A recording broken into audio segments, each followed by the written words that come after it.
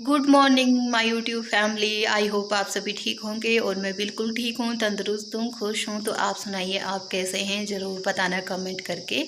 तो मैं अनु गौतम हिमाचल प्रदेश डिस्ट्रिक्ट चंबा से, छोटे से गांव बंगला से आपका स्वागत करती हूँ तहे दिल से।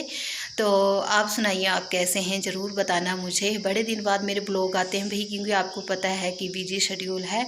तो भाई आज है 3 अक्टूबर और आज है मंगलवार। अक्टूबर का महीना शुरू हो चुका है। तो अभी टाइम है भाई 11 बज गए हैं और मैं अभी फ्री हुई हूँ काम करके। किचन का रूम सफाई की है मैंने। तो ये अभी मैंने ये वाला रूम बिल्कुल साफ़ कर दिया है। ये देखिए बढ़िया से हो गया है। इस रूम में बच्चे सोते हैं और मैं दूसरे रूम में सोती हूँ, क्योंकि मुझे देर रात तक काम करना होता है। तो इसीलिए बच्चों को मैं यहीं पे सुलाती हूँ, मतलब खुद भी सो जाती हूँ इनके साथ, या ये कभी दादा दादी के रूम में सो जाते हैं और मैं यहाँ सो जाती हूँ या दूसरे कमरे में, ऐसा कुछ है। तो अभी फ़िलहाल मैंने काम कर लिया है, ये वाला किचन वाला एरिया भी साफ़ कर लिया है। चलो मैं आपको दिखाती हूँ। तो भाई आप सोचते होंगे कभी कभी ब्लॉग बनाती है वो भी ढंग से नहीं दिखाती, तो क्या करूँ भाई गाइस, बिजी लाइफ चल रही है। ये पेट का मामला है ना, ये पेट नहीं होता, ये काम नहीं होते तो हम इतने बिजी नहीं होते। तो ये देखिए मेरा बिल्कुल स्लैब चकाचक हो चुका है, मेरे गैस। और ये मैंने ट्राईपॉड रखा है यहाँ पे। तो ये मेरी सिंक बिल्कुल बढ़िया से साफ़ हो चुकी है, मेरा किचन बिल्कुल साफ़ सुथरा हो चुका है। तो ये देखिए ये वाला रूम जहाँ पे मैं सिलाई करती हूँ, काम करती हूँ, रात को लेट भी जाती हूँ थक हार के तो अभी बस मैंने ये कपड़े सिलने हैं, ये कपड़े सूट रखा हुआ, ये काटना है। और भी बहुत सारे सूट हैं जो सिलने के लिए, ये आपको दिखाती हूँ मैं। ये देखिए ये पूरे यहाँ से लेकर यहाँ तक ये बैग में कपड़े हैं, और यहाँ पर भी बैग में कपड़े हैं और खुले रखे हुए हैं मैंने। और ये मेरी अन्नदाता अन्नदाता ही कहूँगी, क्योंकि जहाँ से हमें पैसा मिलता है, जो हमारा रिस्क देने वाली चीज़ होती है, वो पूजनीय होती है। तो ये कुछ अभी काम बहुत ज़्यादा है और ये आधे कपड़े मैंने सिल के रख दिए हैं। तो आधे मैंने इस अलमीरा में रखे हुए हैं भाई, क्योंकि धूल मिट्टी पड़ जाती है बाहर, जो अक्टूबर महीने के अभी के कपड़े हैं। और ये पूरा ढेर मैंने अभी बस एक 4-5 दिन में रेडी करना है। तो ऐसा कुछ है, अभी काम चल रहा है भाई सिलाई का। तो ये मेरा पूरा किचन साफ़ हो चुका है। हाँ जी। तो भाई गाइज मुझे आवाज़ लगाई कि मुझे कोई बुला रहा है, तो मैं इसलिए चली गई बाहर। तो कोई आया था, तो इसी वजह से उनसे बात करने चली गई। तो बहुत सारे काम हैं, अभी चाय भी पीनी है भाई, कपड़े सिलने का काम है। चांदनी आती है पर वो आज नहीं आई है, क्योंकि वो थोड़ी बीमार है, इसीलिए नहीं आ पाई। तो अभी मैं ये देखिए मेरे वासुदेव जी के दर्शन। भगवान आप पर हमेशा अपनी छत्र छाया बनाए रखे, खुश रखें आपको। तो भाई मैं चलती हूँ अभी मंदिर में, और मंदिर में आई हूँ मैं आपको एक चीज़ दिखाने के लिए। तो पूरी वीडियो ज़रूर देखना आप जो भी हैं। तो अभी मैं फ़ोन को लगा लेती हूँ ट्राईपॉड पर। मेरा ट्राईपॉड ना ख़राब हो चुका है गाइस, तो अब मैं नया लूँगी थोड़े दिन बाद। तो अभी तो फ़िलहाल नहीं लूँगी। तो अभी मैं मंदिर में इसलिए आई हूँ, आपको कुछ दिखाना चाहती हूँ। अभी मैंने सारे काम करके हाथ धो के भाई मैं मंदिर में आई हूँ। नहाई तो सुबह थे ही थे, पर अभी मंदिर में आपको ये देखिए कितनी बड़ी मूर्त है भगवान जी की। ऐसे देखना पड़ता है जब हम नीचे बैठते हैं ना, तो ये देखिए कितनी लंबी हाइट है वासुदेव जी की। तो ऐसे नीचे बैठना तो ऐसे ऊपर देखना पड़ता है क्योंकि बहुत लंबी है इनकी मूर्त। और भगवान तो भाई भगवान बड़े ही होते हैं, हम तो क्या है उनके आगे। तो अभी मैं आपको दिखाना चाहती हूँ एक चीज़। पहले मैं इनको प्रणाम कर लेती हूँ। तो ये देखिए गाइस, मैं आपको क्या दिखा रही हूँ। तो ये आपको आकृति दिखाई दे रही है ना गोल से, ये पानी और ये पहाड़ जैसी आकृति दिखाई दे रही है। ये जैसे नीचे तालाब हो चलने वाला, और ये पहाड़ी हो ऊपर की तरफ, और ये पानी हो इस तरफ, और ये बीच में भी पानी हो। तो ये मैं जब खुंडी माता ट्रैकिंग पर गई थी ना, तो तब जाते टाइम मेरे साथ, और भी मैंने आपको बताया था ना 12-13 जन गए थे हम।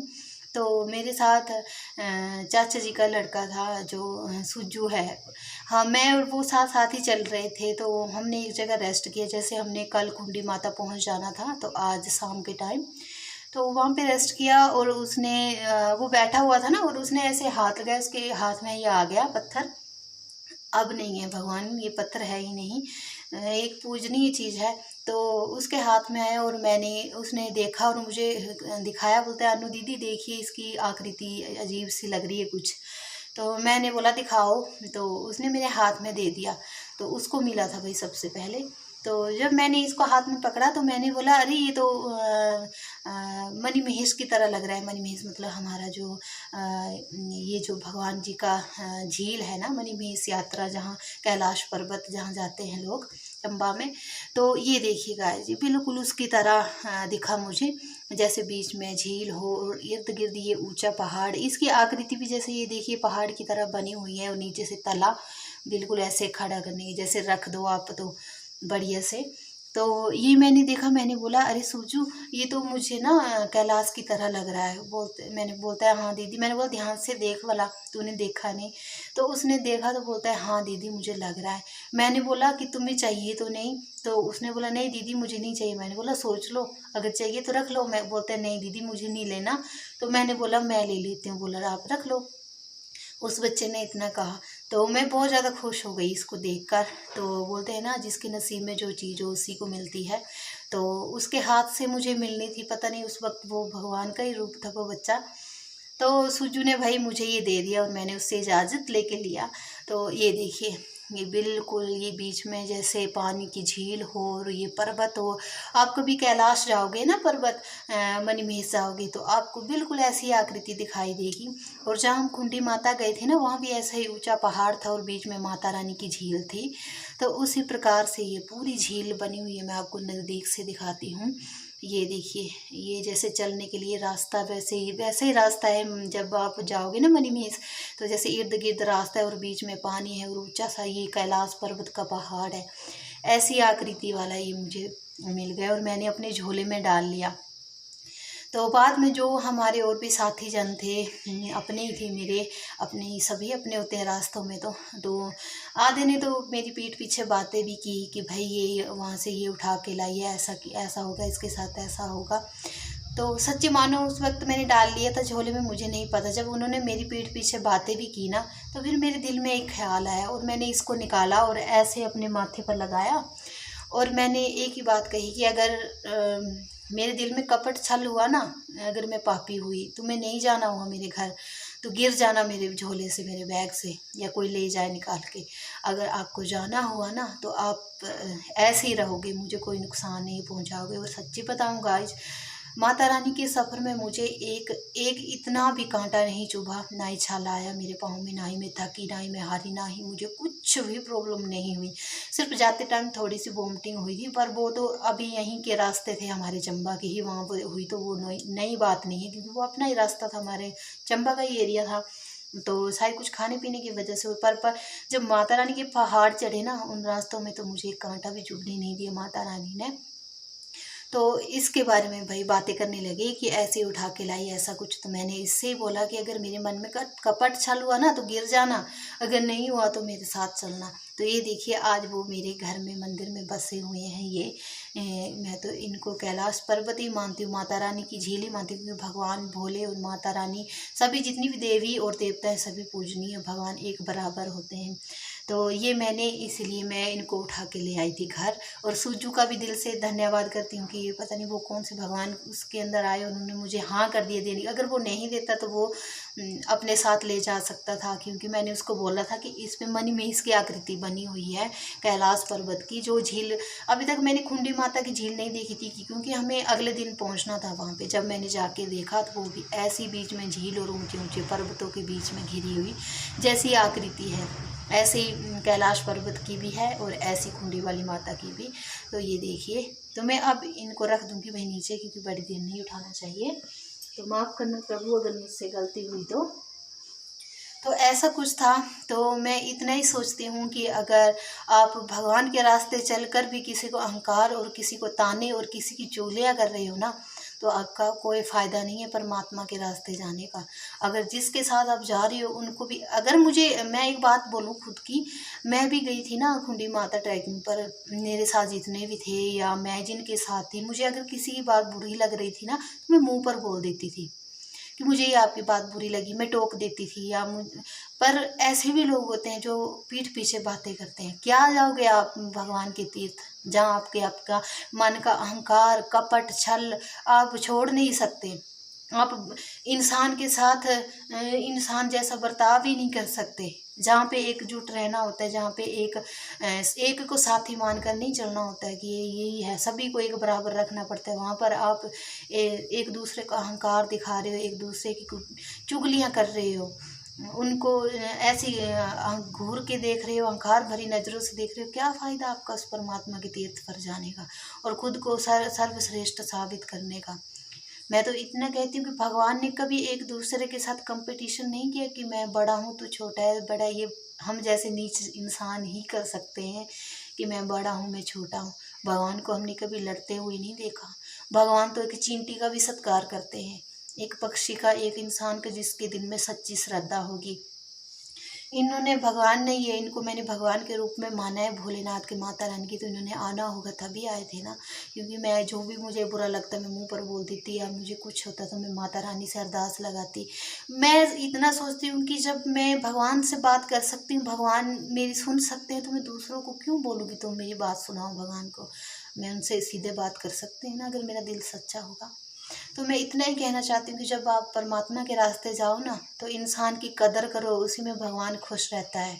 अगर आप उनको अहंकार दिखाओगे, पर अच्छा हुआ मैं उस रास्ते गई ना तो मुझे वो चेहरे भी, सच्चाई सामने आई, नज़र आई, जो जिनको मैं बहुत अपने दिल में इज्जत और जगह देती थी ना कि इतने अच्छे, इतने ऐसे हैं, उनके जो चेहरे थे ना, एक चेहरे के अंदर चेहरा लगा हुआ था, वो सामने आ गया कि कैसे हमारे लिए सोच है इनकी, कैसा व्यवहार है हमारे प्रति।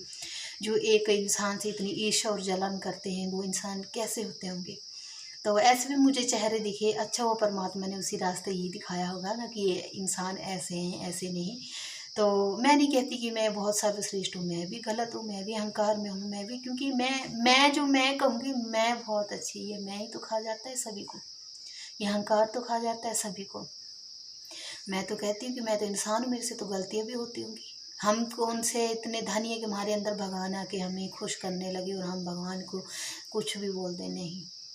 तो भाई सुबह मंदिर की पूजा हो चुकी थी, उसके बाद ये देखिए केले का प्रसाद चढ़ा दिया था मेरे हस्बैंड ने, तो यहाँ पे धूप टिक्का लगाया था।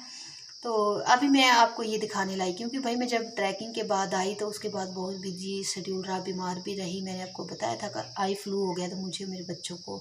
उसके बाद आना जाना रहा, उसके बाद घर के काम रहे, तो मैं आपको ये नहीं दिखा पाई कि मुझे क्या मिला था माता रानी के रास्ते। मुझे नहीं, सूजल को मिला, उसने मुझे दिया, पर मेरे हिस्से में आया, इसके लिए धन्यवाद भगवान जी को। तो जिन्होंने भी मेरी ये बातें की, मेरा दिल से उनको शुक्रिया, उनको भी भगवान खुश रखे, उनकी भी जो दिमाग है उनको सच्चे रास्ते पर चलाए। क्योंकि भगवान तभी खुश होता है जब आप किसी इंसान के अंदर भगवान को देखना शुरू करोगे, अपने आप को ही भगवान मानोगे, तो वो भगवान आप पर कभी खुश नहीं हो सकता। जब आप अपना अहंकार ही नहीं त्याग सकते हो तो आपको भगवान को मानने का हक ही नहीं है। अहंकार को त्यागो ना, मैं को त्यागो ना। जहाँ पे आप एक दूसरे की चुगली करोगे ना, चाहे आप घर में ही हो, चाहे आप किसी तीर्थ में हो, आप किसी की बिना वजह किसी की आत्मा को ठेस पहुँचाओगे, आपका सारा किया कराया अच्छा कर्म निष्फल हो जाएगा।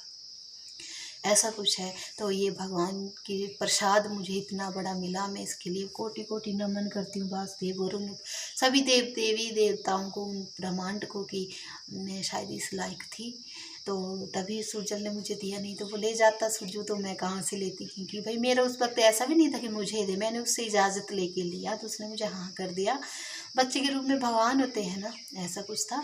तो अभी मैं फ़िलहाल चलती हूँ, दूसरे रूम में काम भी करने बाकी है। तो आज तो मैं लेट हो गई हूँ, 12 बजने वाले हैं, तो मैं चाय भी बनाऊँगी, चाय भी पीऊँगी। तो ऐसा कुछ है भाई। तो अब चलते हैं रूम में। तो अभी मैं चाय भी बनाऊंगी, पर मैंने एक बनाना मंदिर में रखा था ना, 2 बनाना रखे थे, मैंने एक ले लिया क्योंकि भाई मुझे बनाना प्रसाद भी हो गया और खा भी लूँगी। तो ये मैंने सूट रखा है काटने के लिए, और ये ढेर तो आपने देखे ही होंगे, ये सारे सूट मुझे सिलने हैं, पर मैं लापरवाही कर रही हूँ, घूम फिर रही हूँ और कुछ भी नहीं। तो ये देखिए भाई, अभी मैं बैठ जाती हूँ, बनाना खा लेती हूँ, आप भी खा लो मेरे साथ। ये प्रसाद लाई हूँ मैं, मंदिर से लाई हूँ वासुदेव जी के। तो 2 चढ़ाए थे तो मैंने 1 ले लिया। मैंने बोला मैं खा लूँगी, आप नाराज़ हो ना, तब भी मुझे माफ़ करना, नहीं हुई तब भी हम बच्चे हैं ना उनके। तो भाई ऐसे भी लोग होते हैं जो भगवान में भी तुलना करते हैं कि हमारा भगवान सबसे बड़ा, तुम्हारा भगवान सबसे छोटा। मुझे उन पर हंसी आती है कि तुम ऐसा सोचकर भी पाप कर रहे हो। भगवान ने तो कभी नहीं आकर कहा तुमसे कि मैं बड़ा हूँ, मैं छोटा हूँ। माता रानी की अपनी जगह है, भोलेनाथ की अपनी जगह है, वासुदेव की अपनी जगह है, नागों की अपनी जगह, किन्नर की अपनी जगह, गंधर्वों की अपनी जगह है, सारे वेदों की अपनी अपनी जगह है। जैसे हम भाई बहन का अलग अलग नाता होता है ना, कि हम एक ही पेट से पैदा हुए पर हम एक जगह नहीं रहते, वैसे भगवान की अपनी अपनी पूजा और नियम होते हैं। ऐसा नहीं कि हमारा भगवान बड़ा है, तुम्हारा छोटा है।